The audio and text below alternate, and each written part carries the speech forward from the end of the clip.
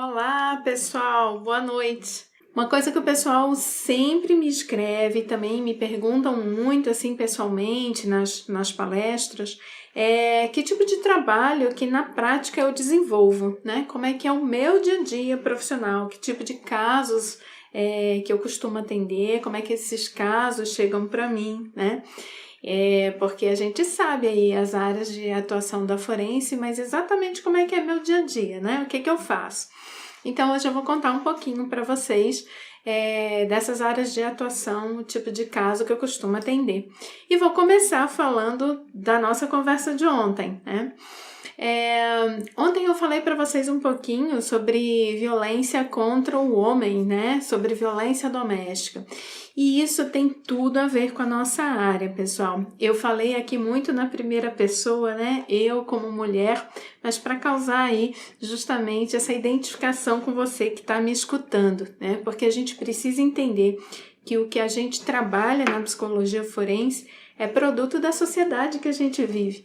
E a sociedade somos todos nós, né? Então é o meu pensar, o meu fazer, o meu agir e o de vocês também, que acaba configurando aí esse panorama onde a gente exerce o nosso trabalho.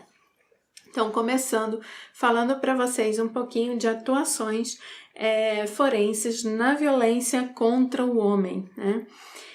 Eu citei aqui ontem alguns exemplos, né, falando para vocês que já atendi pessoas, né, que traziam para mim essa queixa, né, e tiveram que fazer frente no tribunal, né, em situações de litígio aí para separações, e comprovar, né, que eram vítimas de violência aí contra a mulher. Tá pausado aqui, acho que tá dando uma interferênciazinha. Desculpa, apareceu a mensagem aqui. Mas então, corrigindo, né? Violência contra o homem, né? Eu trabalhei num júri que eu comentei aqui com vocês ontem, foi um júri popular de uma mulher que havia assassinado o marido, o companheiro, né? E ela alegou que ela era vítima de violência doméstica, né? Acontece que quando a gente começou a mexer aí numa série de coisas da história de vida dessa senhora, a gente encontrou aí justamente indícios, né, de que ela tinha uma personalidade extremamente agressiva e ela exercia muita violência também contra esse companheiro, tá? Duas situações onde ocorreram violências entre aí os parceiros, né, entre o casal, e eu fiz a defesa do homem, né, que alegava ser vítima de violência doméstica, né, e essa é uma sustentação difícil de ser feita, e a gente faz, claro, com todo o arcabouço aí dos testes, das perícias, das avaliações psicológicas, né, não sem muito constrangimento, né, por parte da pessoa que está tendo que alegar isso aí num tribunal, né? Então, por incrível que pareça, gente, essa é uma área que a gente atua, são poucos casos, né, da violência contra o homem, são mais casos de violência contra a mulher. Mas uma boa avaliação psicológica e uma boa preparação técnica nossa ajuda muito que a gente tenha aí um suporte para dar para esses nossos pacientes, nossos clientes nos tribunais, tá bom? Casos de violência contra a mulher, né? Já comentei aqui. Eu não costumo trabalhar com vítimas, né? Já contei isso aqui para vocês no primeiro vídeo. Não por falta, né, de empatia pelas vítimas, eu acho que até o contrário, as poucas vezes que eu atuei ao lado das vítimas, para mim foi bem difícil, né, porque mexe muito, né, gente, né, com as nossas questões, é muito complicado, somos humanos, né, mas justamente por eu ter percebido que existem vários serviços, vários institutos, clínicas, várias políticas públicas, né, voltadas para vítimas de violência aqui no Brasil e poucas para autores de violência, né? Sem falar daquilo que eu contei para vocês no primeiro vídeo, né? Na primeira live que a gente fez aqui na segunda-feira, que quando a gente está falando em atendimento de vítima, a gente está trabalhando em cima de uma violência já ocorrida, né? E quando a gente trabalha com uma pessoa que tem uma ideação, por exemplo, uma ideação a nível de pedofilia, uma ideação homicida, a gente tem uma chance aí de reverter, né, esse impulso e fazer com que isso não se transforme numa atuação, tá bom? Então, terceiro item que eu separei aqui para vocês para contar, já trabalhei em alguns casos de parricídio e matricídio, né? Quando as pessoas matam seus pais ou matam as suas mães. E deixar aqui uma provocação para vocês, né? Quero fazer não sei como é que faz não, mas a gente faz aqui extraoficialmente, você coloca aqui para mim. Quem aí acha que a Suzane Richthofen matou os pais? Ah, prof, isso não é nem quiz, todo mundo sabe que a Suzane Richthofen matou os pais, né? Já foi condenada, tá lá na cadeia. Será? Então, não, né, gente? Para a psicologia forense, a gente sabe que tem uma diferença muito grande entre você ser o mandante de um crime, você ser o mandante e assistir o crime, e você ser o mandante e não assistir o crime, que foi o que aconteceu no caso da Suzane Richthofen, tá? Quero chamar a atenção de vocês aqui que parricídio e matricídio são crimes de impossível repetição, né? Porque, claro, a gente só tem um pai, uma mãe, às vezes a gente tem ali, né, um pai adotivo, uma segunda mãe, uma madrasta, mas as pessoas tendem também a fantasiar muito em cima do parricida ou do matricida, achando que quem mata pai, quem mata mãe, mata qualquer pessoa, né? Essa pessoa não tem limite nenhum, né? Ela atingiu ali o ápice da quebra ali do totem e tabu, né? Digamos assim, ela acabou ali com a coisa mais sagrada, né, que existe, mas não é bem assim não, tá? A gente tem uma quantidade considerável, muito grande de pessoas que cometeram parricídio e matricídio e jamais cometeram nenhum outro tipo de crime, não só de homicídio, tá? Então, essa fantasia que a gente tem aí, né, dessas pessoas serem excessivamente perigosas, não é bem por aí. E a gente trabalha muito isso lá na avaliação de risco de reincidência de violência com aquele instrumento canadense que eu sempre falo para vocês, que é o HCR20, tá? Os crimes de parricídio e matricídio, eles têm, claro, né, um componente subjetivo muito grande, né? Às vezes tem envolvimento com questão de uso e abuso de substâncias, tá? Mas nem sempre.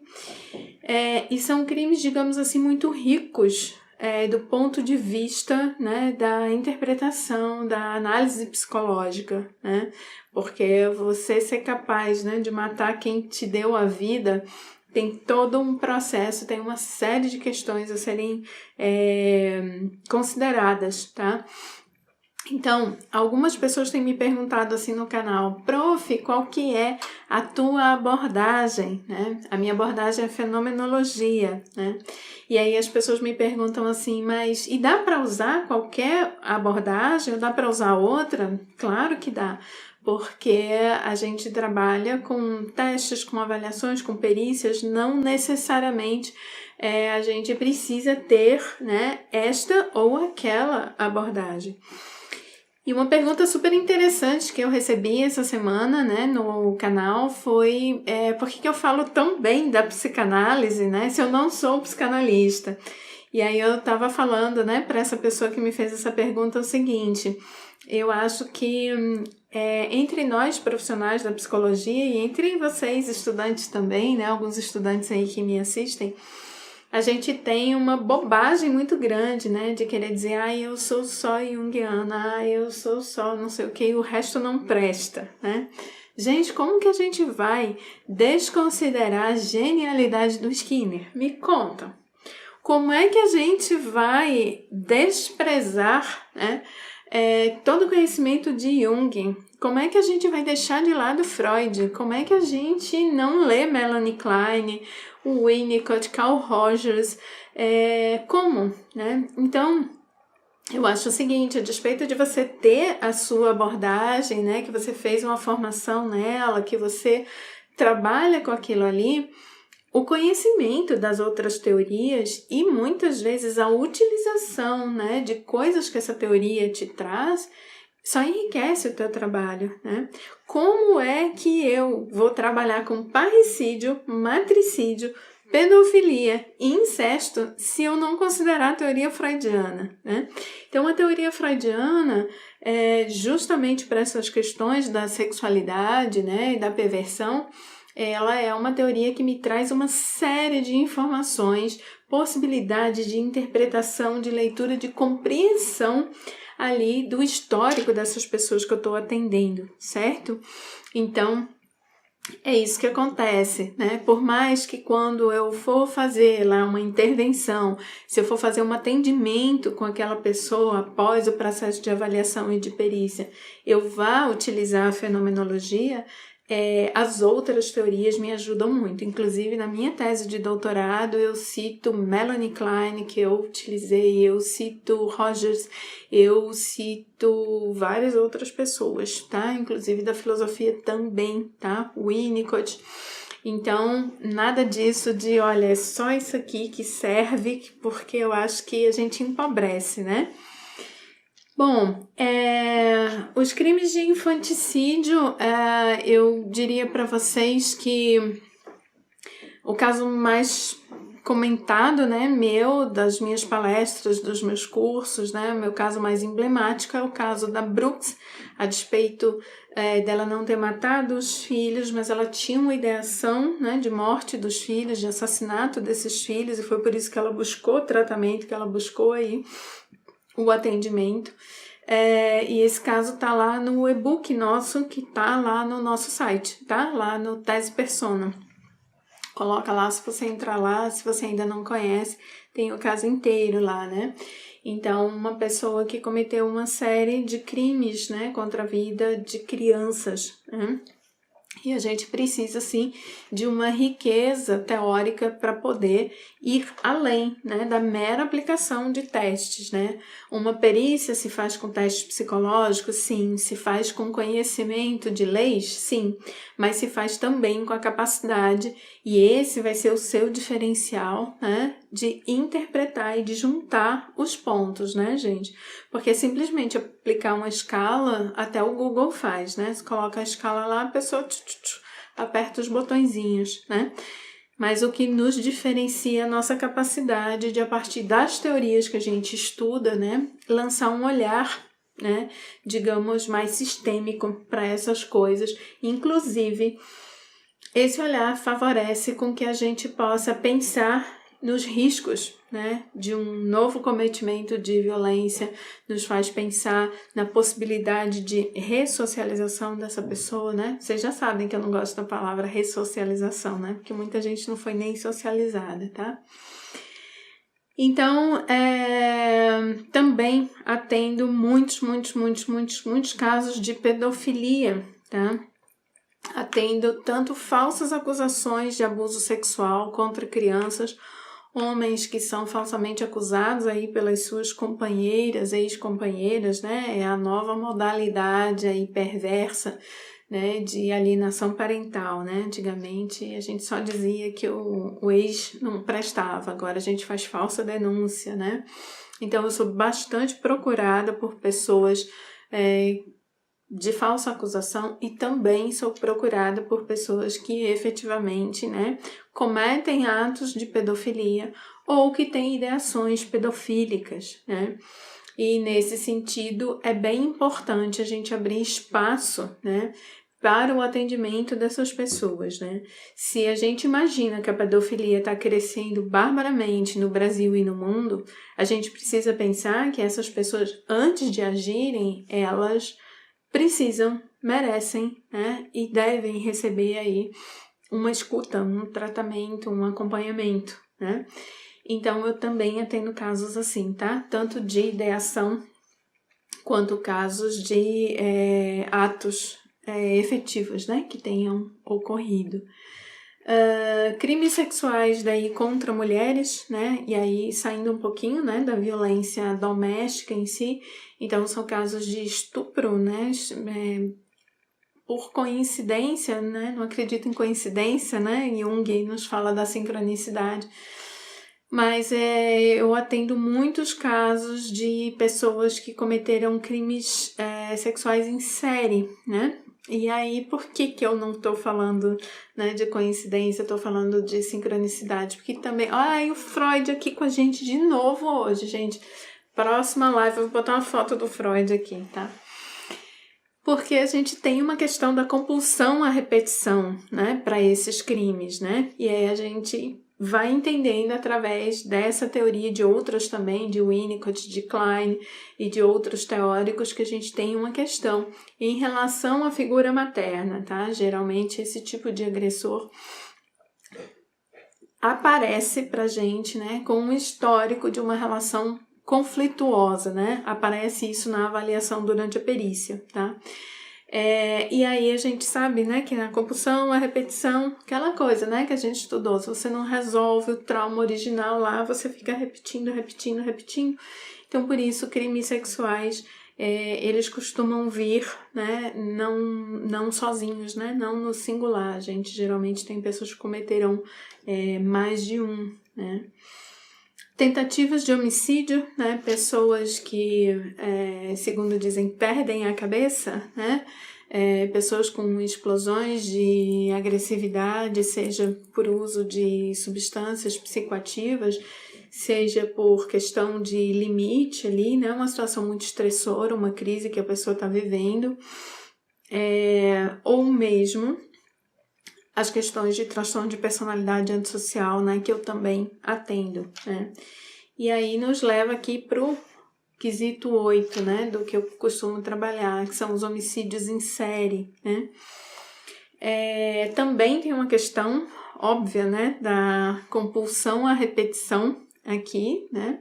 E eu comecei a trabalhar bastante durante a pesquisa do doutorado com pessoas que tinham ali o diagnóstico, era uma hipótese diagnóstica, mas, né, estava lá já como um diagnóstico de transtorno de personalidade antissocial, né, ou a psicopatia, né, como se chamam por aí.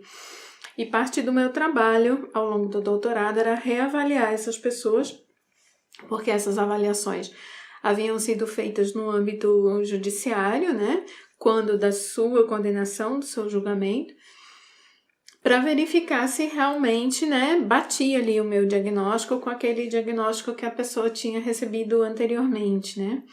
E no lugar onde eu fiz a minha pesquisa, a gente tinha lá uma grande quantidade de pessoas, né, com esse diagnóstico aí de transtorno de personalidade antissocial, né, psicopatia.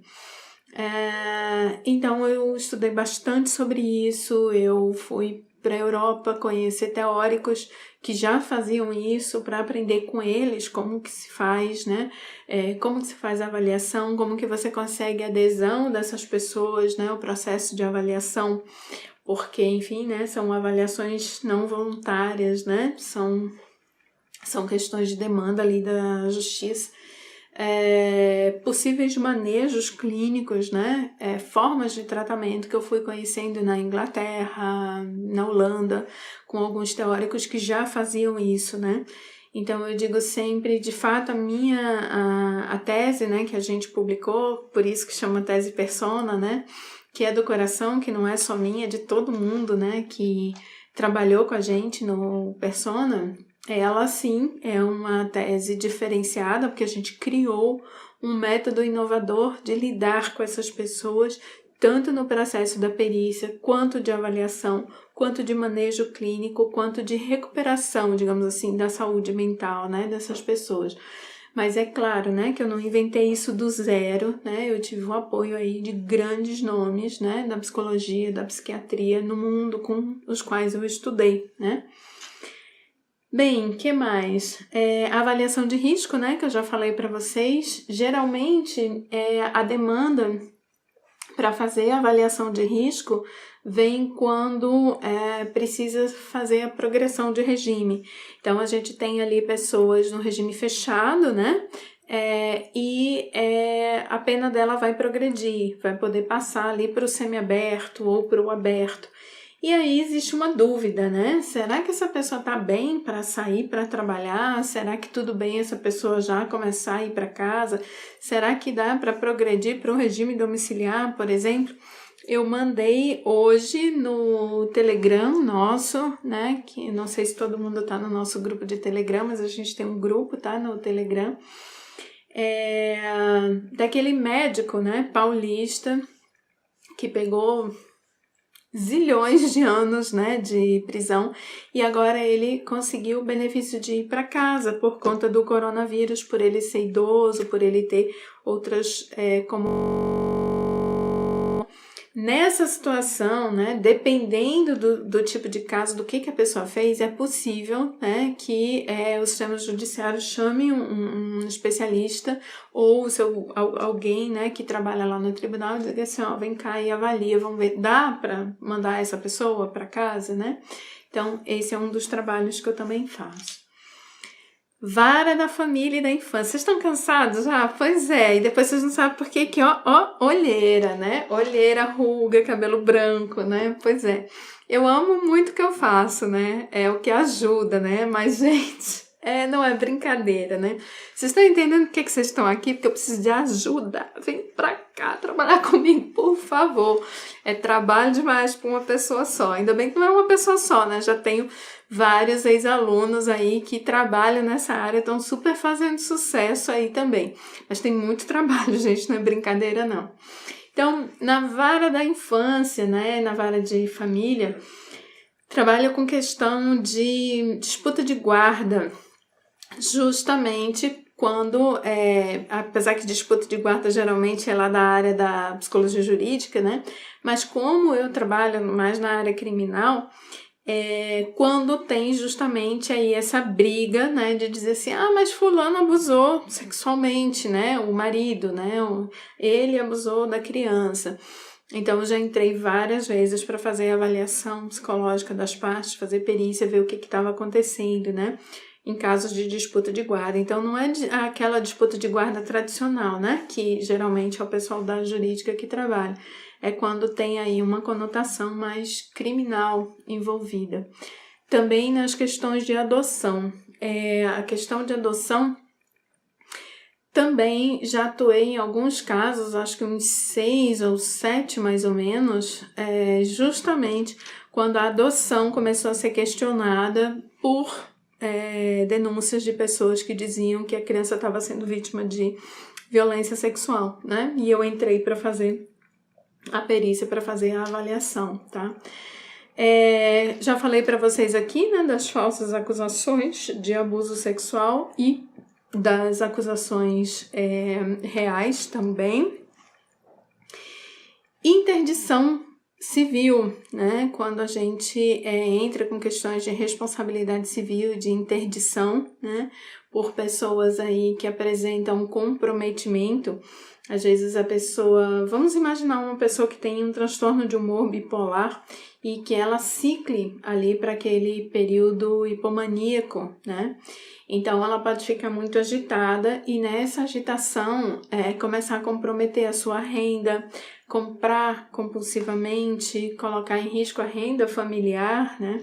E às vezes a família entra e precisa interditar os direitos aí dessas pessoas até para protegê-las, né? E também avaliações para aposentadoria em casos de psicose, de esquizofrenia. Agora começam a surgir muitas reclamações de depressão por conta do ambiente de trabalho, ambientes insalubres, né, ambientes bancários, professores, né, que sofrem aí de assédio moral, né, de depressão. Então começam a surgir aí várias demandas que necessitam um especialista para demonstrar, né, aquele dano psíquico e um nexo, claro, causal ali com a situação do ambiente de trabalho, né, lógico. Não pode ser porque você ficou deprimido por causa de outra coisa. Então, as situações de burnout também começam a surgir aí nas nossas varas.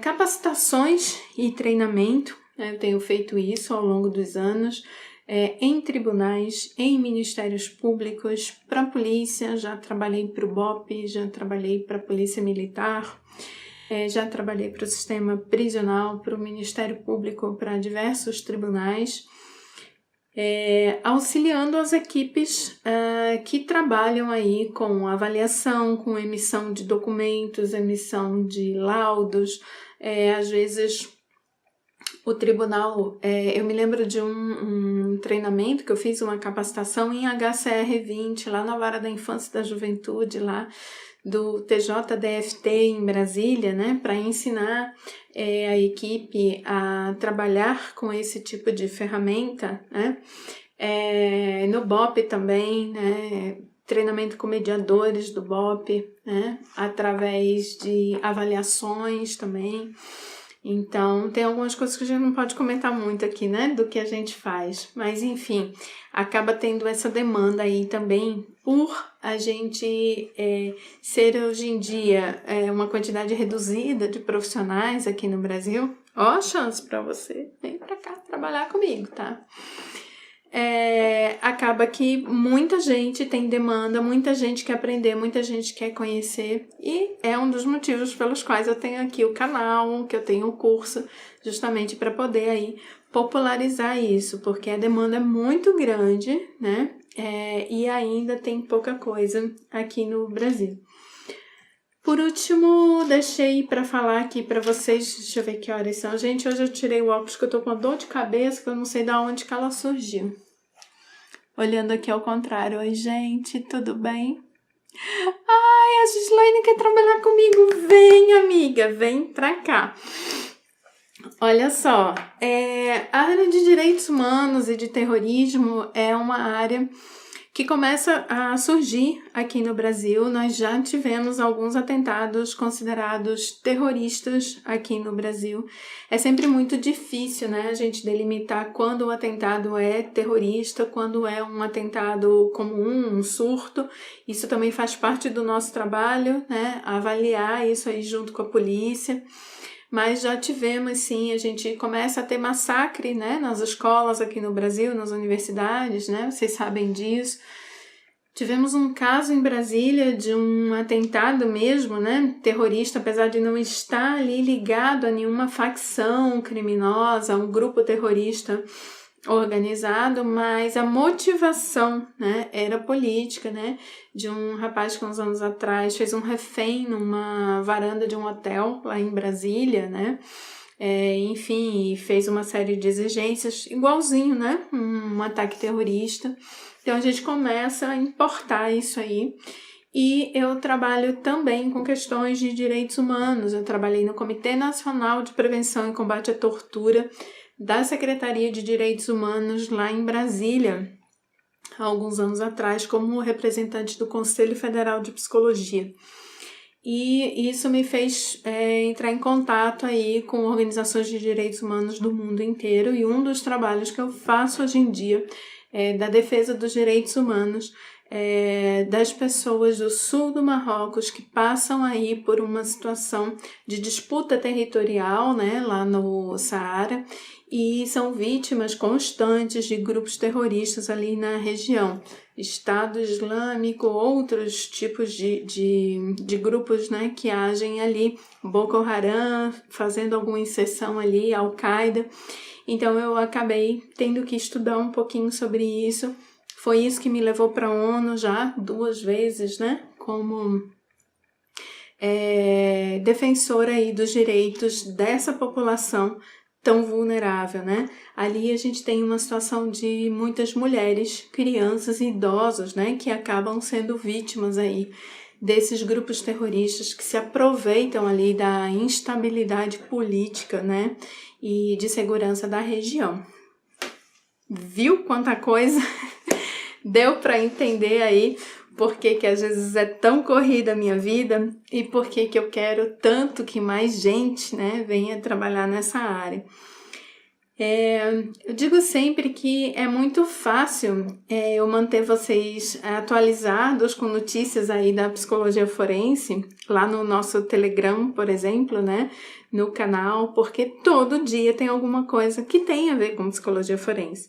Então, quem não é da área, às vezes fala assim, mas isso não tem nada a ver, né? Por exemplo, ontem, mas violência contra homens não tem nada a ver, né? Com violência, com psicologia forense. Tem tudo, né?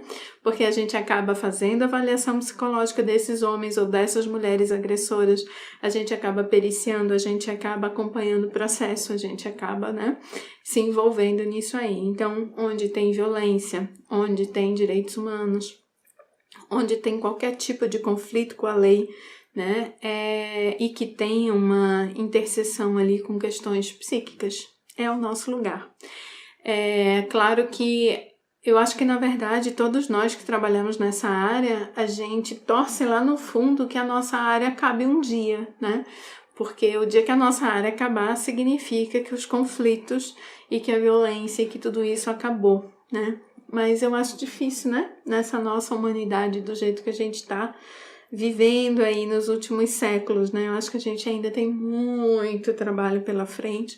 E como vocês podem ver, é uma área enorme, né, com muitas possibilidades de trabalho, né, com uma demanda muito grande, não só de assuntos, né, como eu coloquei aqui para vocês, vários assuntos com os quais eu trabalho, mas se vocês pensarem a quantidade de casos em cada um desses nichos, é trabalho para muita gente.